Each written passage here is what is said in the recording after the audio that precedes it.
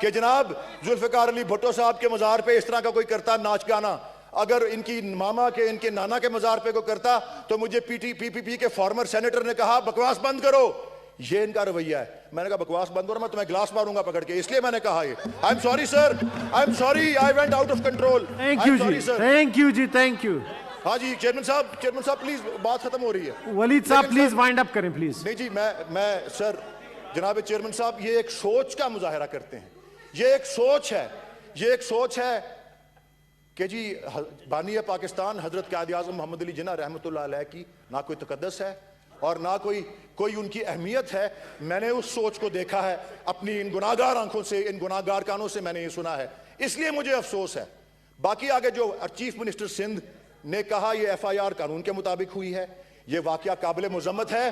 اور ان سے آدھی عمر کے بچے نے بعد میں کہا کہ نہیں جی نہیں یہ ہو گیا وہ ہو گیا. 48 گھنٹے کہاں تھے وہ ڈی آئی جیز، کہاں تھے وہ آئی جیز، کہاں تھے وہ آئی جیز؟ 48 گھنٹے کہاں تھے ان کے استعفے، کہاں تھے ان کی لیو اپلیکیشنز؟ یہ کس طرح اس کے پیچھے کیا محرکات ہیں؟ میں چاہتا ہوں جی سر کہ کمیٹی آف دا ہول پہ آئے. جناب چیئرمین صاحب لا کی کمیٹی نہیں، یہ نیشنل ہیریٹیج کی کمیٹی میں جانا چاہیے. اصل میں وہ کمیٹی بنتی ہے، ہمارا نیشنل ہیریٹیج پامال ہوا ہے.